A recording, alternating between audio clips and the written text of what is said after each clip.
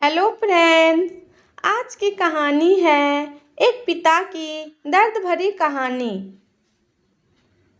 एक गांव में एक छोटा सा बच्चा था। उसके पिता तो थे, लेकिन माँ की मृत्यु हो गई थी।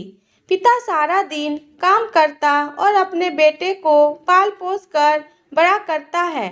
वह सारे सुख अपने बेटे को देता है, जो एक माँ दे सकती थी। उस पिता ने कभी कुछ नहीं मांगा, सिर्फ इतना ही मांगा कि मेरे बेटे को कोई परेशानी ना हो।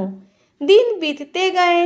बेटा पढ़ लिख कर अच्छा जॉब भी करने लगता है और वह शहर में रहने लगता है। कुछ दिन बाद वह अपने पिता से मिलने आता है और कहता है, पापा, मुझे कुछ पैसों की ज़रूरत है। मैं चाहता हूँ कि शहर में ही ज़मीन लेकर अपना घर बना लूँ। पिता इस बात को सुनकर बहुत खुश होते हैं। सोचते हैं कि मेरा बेटा है, एक न एक दिन नाम करेगा। जिंदगी भर की बचाई हुई पूंजी को निकाल कर अपने बेटे को दे देते हैं। बेटा शहर चला जाता है और उन पैसों से अपना घर बना लेता है। पिता इधर इंतजार करता रहता है कि मेरा बेटा फिर से आएगा, एक न एक दिन तो मेरे पास आएगा ही।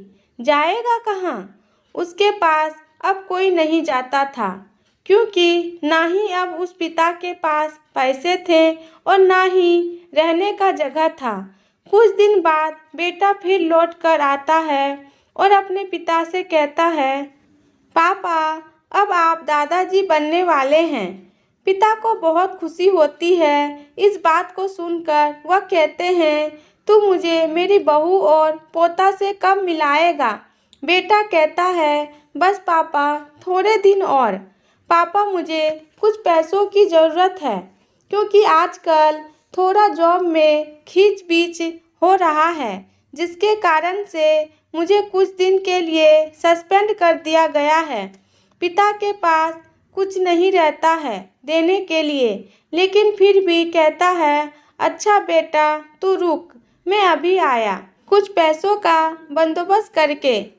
पिता बाद में महाजन से कुछ पैसे उधार लेकर अपने बेटे को दे देता है और बेटा पैसे लेकर शहर चला जाता है। बरसों गुजर जाते हैं। पिता सोचते हैं कि मैं तो अब दादाजी बन गया हूँगा। मेरा बेटा पता नहीं मेरे नाती को लेकर कब आएगा। फिर सोचने लगते हैं, समय नहीं मिलता होगा, इसलिए मेरा बेटा अभी तक नहीं आया, नहीं वरना आया जरूर होता। तब तक महाजन 2-3 आदमी को लेकर उस पिता के घर पर आता है और कहता है कि आपके वादे के मुताबिक मैं पूरे 3 महीने बाद आया हूँ अपने पैसे ले जाने। पिता कहते हैं, मेरे पास पैसे नहीं हैं देने के लिए। महाजन कहता है, जब पैसे देने के लिए नहीं थे तो आपने मुझसे उधार क्यों लिया?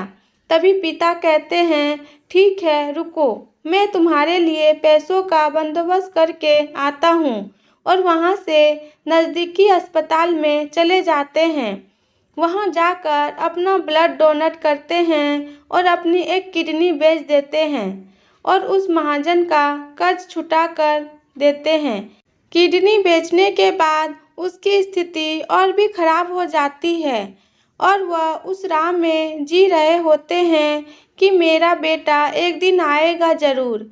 इस आस में जीते जीते एक दिन पिता की मृत्यु हो जाती है, परंतु उस बेटे को अपने पिता को आग देने का भी नसीब नहीं हुआ। आशा करती हूँ कि ये छोटी सी कहानी आपको पसंद आई होगी। मेरे चैनल को लाइक, सब्सक्राइब और शेयर करें और पूरी वीडियो देखने के लिए आपका बहुत बहुत धन्यवाद।